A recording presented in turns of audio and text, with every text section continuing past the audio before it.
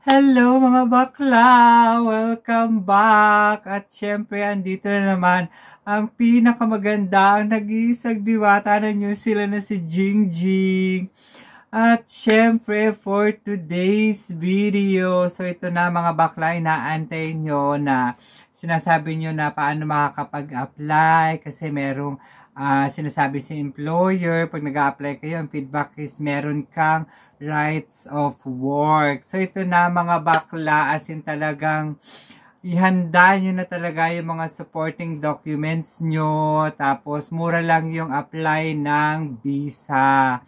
At syempre, ilalagay ko sa description talaga yung full details kung papaano or yung mga requirements, qualification, age limit. So, ilalagay ko yung link sa description kung papaano. If ever na meron ako mga na hindi nasabi for the how to apply the holiday working visa, di ba mga bakla? So, this is it na mga bakla, chance nyo na makapagtrabaho dito sa New Zealand ng bonggang-bongga, di ba?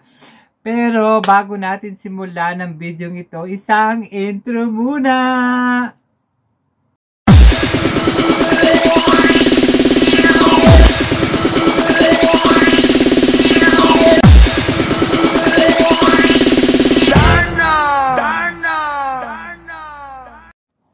So, ito na nga mga bakla, diba? Holiday working visa. So, ano nga ba ang ibig sabihin ng holiday working visas?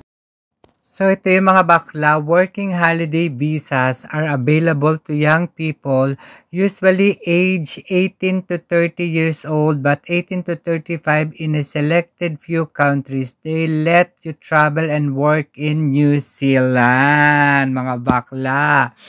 And with your working holiday visa, you can study one or more courses for up to 6 months in New Zealand. For example, you could study English for up to 6 months, do a study abroad program for up to 6 months, or a short training course in New Zealand.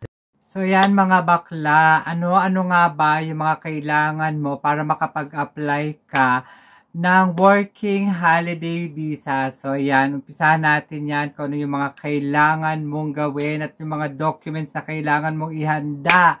So ito na mga bakla. Your passport must be valid for at least 15 months after you first arrive in New Zealand.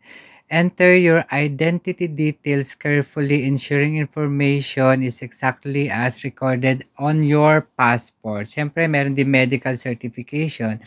If you're outside New Zealand and your country's working holiday scheme allows you to stay up to 12 months, you must have a chest x-ray if you have spent more than 3 months in the last 5 years in a country that does not have a low incidence of TB.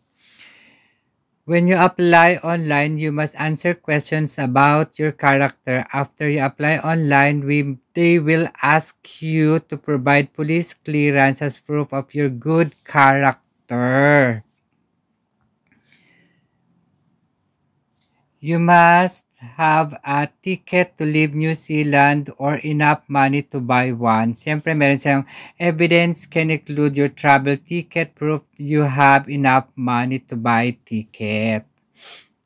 And then, after you apply online, we may ask for evidence you have at least 4,200 New Zealand dollars to live on.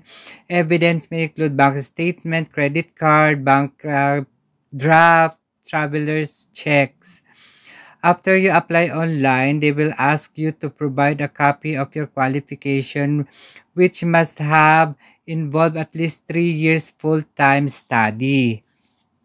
And then mga bakla, English language. So, kailangan pa rin siya ng English language. So, nakakaintindi ka dapat ng English. After you apply online, they will ask you to provide evidence that you have either an acceptable English language test result or a tertiary qualification from an institution. So, kailangan ng IELTS. you must be able to provide proof that you are fully insured. So, kailangan din dito ng insurance at syempre kailangan din yung copy ng insurance certificate and approval letter. So mga bakla, ito yung Philippine Working Holiday Visa. So you can apply for this visa if you are 18 to 30 years old and a citizen of the Philippines. So ito yung length of stay na nakalagay dyan. So pwede kang mag-work at saka mag-study ng 12 months. So pwede kang mag-stay dito ng 12 months sa New Zealand. Pwede kang magtrabaho. At syempre yung age range ay kailangan ikaw ay 18 to 30 years old. So, ito yun sa Philippines. At syempre, kung magkano yung visa na babayaran mo is 420 New Zealand dollar.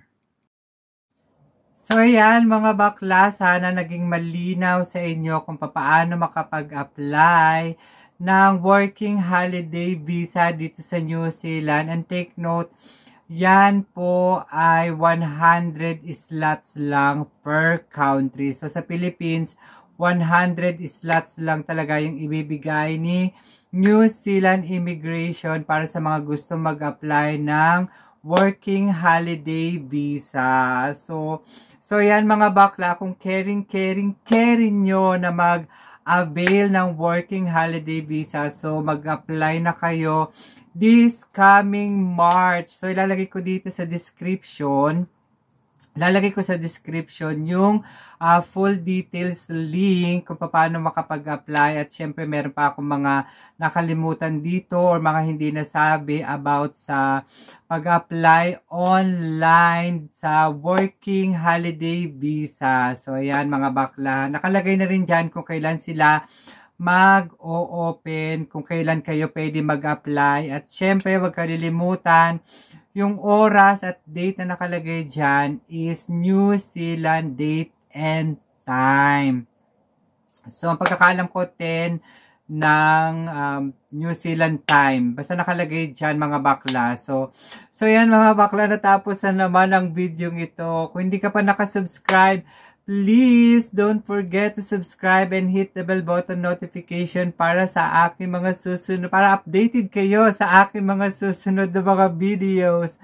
At syempre, pasensya na kayo, as in talaga nahagard ang bakla sa pagbabasa. Di ba may kodi ko? At syempre, like ko po sinasabi, MYMP, make your mama proud. At ito ang nag-iisa ang napakagandang diwata ng New Zealand na si Jingjing. Thank you for watching and I love you all. God bless.